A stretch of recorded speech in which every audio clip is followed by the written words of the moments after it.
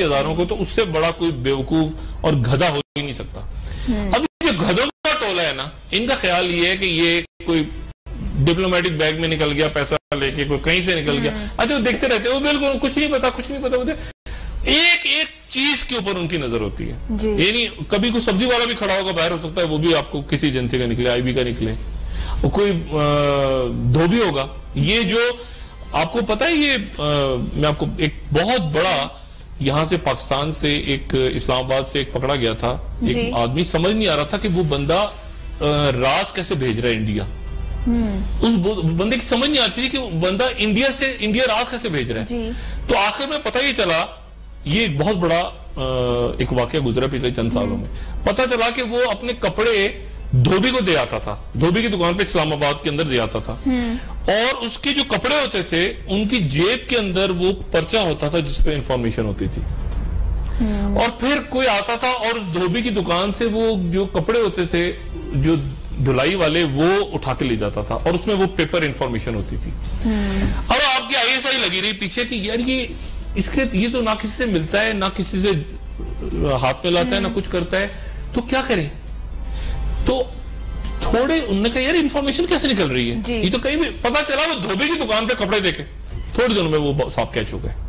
सही। पाकिस्तान के एक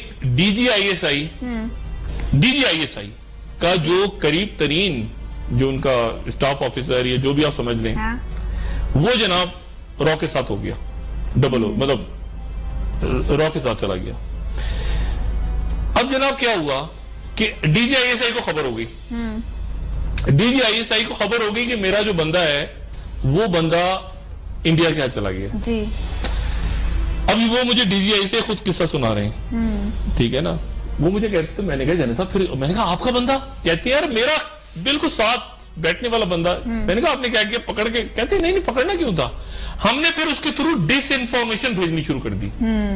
हमने उसके थ्रू डिसइंफॉर्मेशन भेजनी शुरू की, और आगे हम उसको ट्रेस करते चले गए कि अब ये किससे बात कर रहा है, अब वो किससे बात, पूरा हमने नेक्सस जब हमें मिल गया, फिर हमने सबको पकड़ लिया, एक साथ बोझ लिया। सही। तो आप जरा अंदाजा लगाएं कि पेनिट्रेशन इंटेलिजेंस एजेंसीज की कहां तक होती है। आपको याद है वो जो सीआईए का बच्चा, सीआईए ने अपनी तरफ से डबल कर लिया था, वो सीआईए अपने वहां ले गए थे अफगानिस्तान में, वो अंदर घुस गया, अंदर जाके फट गया। यानी सीआईए समझते हमारा बंदा है, वो भी उनका नहीं था। तो ये हर इंटेलिजेंस, तो पाकिस्तान देखें, पाकिस्तान में ये जो हसास अदारे हैं आपके मुल्क के डिफेंडर्स हैं, ये मतलब सियासत में आ जाते हैं और कुछ करते हैं, टेलीफोन टैप करते हैं, करते हैं, उससे हटके ये आपके डिफेंडर्स हैं। आप कोशिश करें कि यार आप इनको चीट कर जाएंगे, फॉर द टाइमिंग तो आपका काम चल जाएगा, लॉन्ग टर्म में आपका काम नहीं चलेगा। फौज ने अल्ताफ हुसैन साहब को, फौज ने ना सिर्फ ये कि माफ नहीं किया, बल्कि फौज इस बात पे भी फौजी हल्के शदीद तपे हुए हैं कि आपकी पॉलिटिकल लीडरशिप जो एक सेकंड में बड़ उधर बयान आया इमरान खान का, उधर एक वजीर बोला, उधर वजीर का बयान आया, उधर तहरीक इंसाफ बोली, उधर तहरीक इंसाफ का बयान आया, उधर पीपल्स पार्टी चीखी, उधर ऐसे बड़े इतनी बड़ी स्पीच हुई है। वो कहते हैं तो ये ऐसा लगा है कि सारे के सारे जो है ना चुप बैठ के तमाशा देखते रहे, और फिर उसके बाद जनरल आसिफ बाजवा को ट्वीट करना पड़ा है, और फिर उसके बाद उन्होंने देखा, उन्होंने कहा अच्छा